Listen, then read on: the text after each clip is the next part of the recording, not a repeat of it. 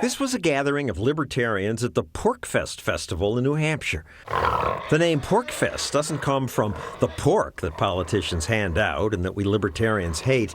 Porkfest stands for the Porcupine Freedom Festival. The porcupine is the symbol of the Libertarian Party because porcupines are peaceful animals that just want to be left alone. But you better not monkey with them because they have sharp quills.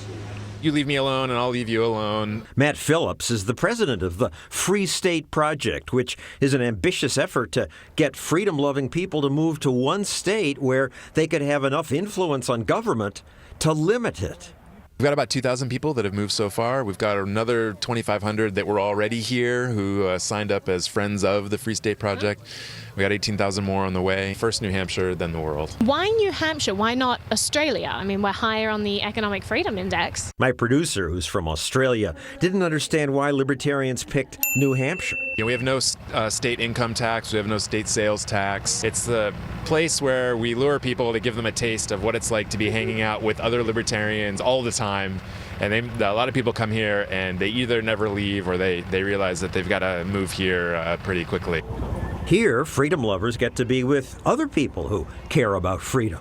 Maybe if you like to do some drugs other than alcohol, nobody's going to bat an eye at that and be too concerned as long as you're not hurting anybody. Suddenly I was feeling not as isolated anymore. Every day of the month, if you wanted to, you could go to a different libertarian meetup group. Sometimes you talk about politics, sometimes you talk about the movie you saw last night. But when you're talking about it, you've got that underlying shared understanding of the way the world works and the way the world should be ordered. And that can be really comforting. It's a relief from standard American politics. Everything is the state. Get the state to do it. The state should fix the problem. The state should arbitrate differences. The state, the state, the state. Not here. This is like the condensed idea of what libertarianism and anarchism has to offer. Entrepreneurial skills, you have all the different vendors with all the different products. Products you can pay for with Bitcoin. Around here, they're not enthusiastic about government money. No one really wants to get stuck with Federal Reserve notes at the end of Porkfest. And much of what is sold is just left out on the tables. Pay by honor system.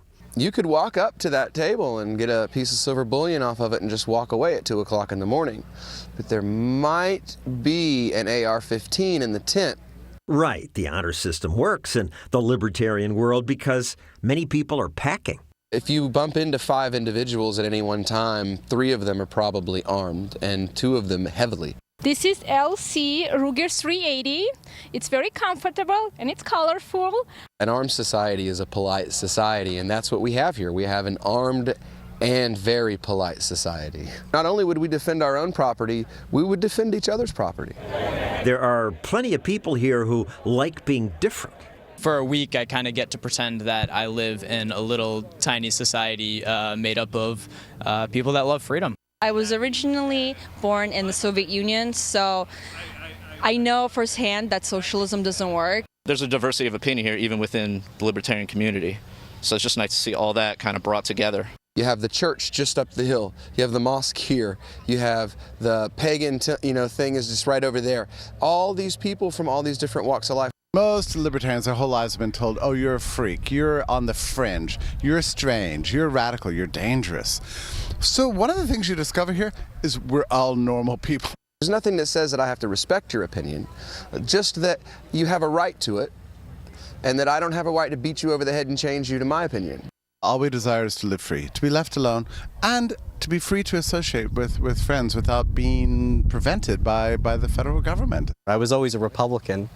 Up until October 3rd, 2008. That was when George W. Bush signed TARP into law. I walked away from the Republican Party that day. People here are upset with Republicans and Democrats.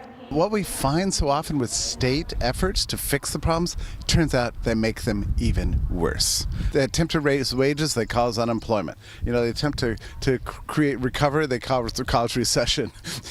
They attempt to get bad guys overseas, instead they start wars and generate terrorism. You see it in case after case after case. So all we're really saying is, hey, let's give freedom a chance, because freedom works. These people know that today libertarians aren't going to take over America or even New Hampshire. But When your hopes and dreams are crushed in November, come on up to New Hampshire where we actually have a shot of making some progress.